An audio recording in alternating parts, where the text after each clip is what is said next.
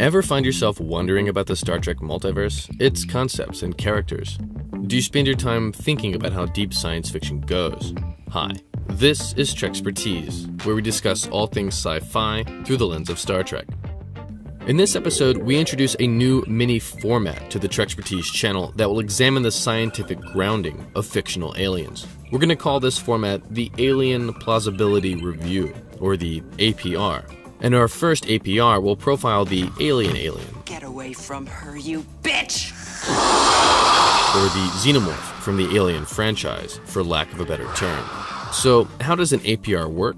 Easy. We will examine the fictional alien against 6 different categories and provide a score for each category. Does the alien have believable biological properties? Does the alien violate known chemistry in an obvious way? Does the alien generally obey the laws of physics? Does the alien exhibit behaviors that are biologically believable? Does the level of intelligence reflect the evolutionary history and ecological niche of the alien? Points can be awarded for clever thinking and not blatantly copying Earth life. Life force, do you understand us? Also, there is something to be said for presenting the alien well. Even a terribly thought-out alien can be made believable with a great presentation. Which one of y'all is Nebel? Yo, mama! The fictional alien can receive a max score of 1 point per category, with a total possible perfect APR score of 6 points. Points are subtracted in quarter units. So, ready to examine the xenomorph?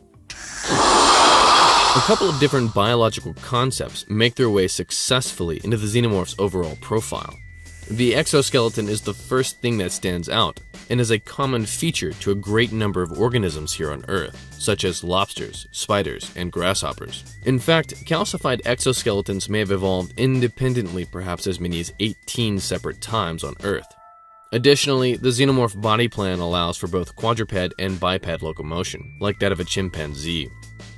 Just like exoskeletons, styles of locomotion can evolve independently in various lineages of organisms. We can also assume that the famous acid blood is not actually blood, but a form of anti-predator deterrent. Poison frogs and ladybugs, for example, both use this evolutionary strategy, which deters predators from eating them through poison or bitter taste. If the acid blood is a kind of unpalatability defense against predators, it says a lot about the environment in which the xenomorph evolved, and the kinds of animals that regularly feed on the xenomorph species. Where things start to become a bit fanciful is with the xenomorph's mimicry ability, which is a component of the alien's parasitic nature. Parasites feed off specific target hosts. Ticks, tapeworms, and mistletoe all qualify as excellent parasite examples. The xenomorph is only parasitic in its larva phase, which is implanted inside of a host through the famous facehugger. By way of this parasite phase, the emergent adult organism takes on qualities of the host species that is highly suggestive of some sort of extraction of genetic material, leading to a sort of adult stage that is an uneven blend between the xenomorph and the host. Surprisingly, this is a feature of life on Earth to a lesser degree. The world's largest flower, from the genus Rafflesia, for example, can steal genes from its target host vine and incorporate those genes into its own genetic code through a process called horizontal gene transfer. But the thing is this: Rafflesia co-evolved with its host vine over a long period of time. In fact, all parasites have co-evolutionary relationships with their hosts. Some parasites can only interact with specific species. As such, the xenomorph's mimicry ability, possibly an extreme form of horizontal gene transfer, only makes sense if the xenomorph co-evolved with its human and canine hosts. The xenomorph successfully displays many different kinds of biological concepts. For this, we can score pretty favorably. Even the prospect of an alien species exhibiting a hyper version of horizontal gene transfer feels like it could be somewhat plausible. However, given the fact that the xenomorph appears to have formed a parasitic association with humanity and a dog, without the mandatory evolutionary relationship that comes with it, we have to subtract from the score. Listen to me, you piece of shit. You screw with me one more time, I'll cut you in half. The xenomorph's chemistry is vague at best, which can sometimes be a good thing because it avoids stepping on any scientific toes. However, one characteristic that does step on one of those scientific toes is the famous acid blood. What is this supposed acid made of? A DVD extra mentions that it might be a form of hydrosulfuric acid, a relatively weak acid, but certainly toxic for most Earth-based life. Other acids can react more strongly to the world around them. Filmmakers added this feature to the xenomorph probably because they felt acid blood might be terrifying. It is. Perhaps there are acids that exist in the world which are as potent as this acid blood is shown to be. However, we have to subtract a quarter point due to the vagueness of this very specific property. The xenomorph does not violate any known laws of physics. It does not magically fly, have X-ray vision, nor is it telepathic. There does seem to be an innate awareness between the xenomorph workers and the Queen, but this can be explained through the use of a pheromone-based communication system, found in several Earth species. Overall score for physics?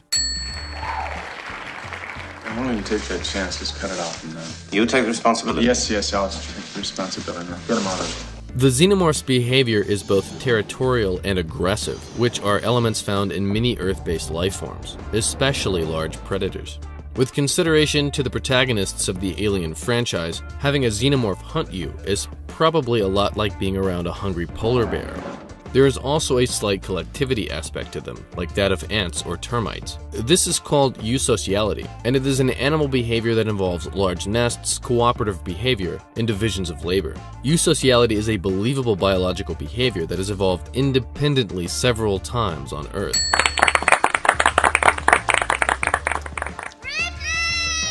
The xenomorphs display a level of intelligence that is roughly equal to the chimpanzees of Earth. In various movies, the aliens appear to learn about their environment and alter that environment to meet certain objectives, such as to gain access to humans.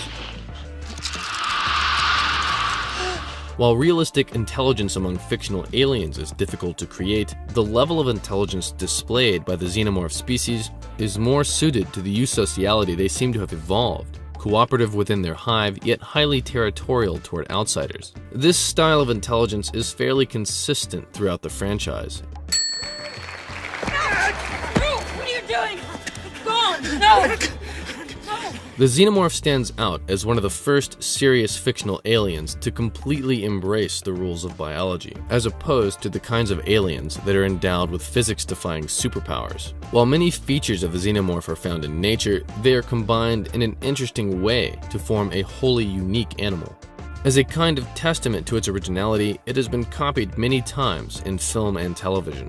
Additionally, how the Alien franchise presents the xenomorph to the audience is also well done. You really get the sensation of being trapped with a wild, dangerous animal and not some supernatural being or evil demon. That does it for the xenomorph. Let's take a tally of the score. As you can see, overall, the xenomorph pays attention to the science in science fiction. That's it, man. Game over, man. It's game over. Thank you for watching. If you would like to discuss a different APR score and provide some reasoning for that change, please leave a comment in the subspace below. Additionally, if you like Trekspertise as a channel, subscribe and consider supporting the channel over on Patreon. Thank you.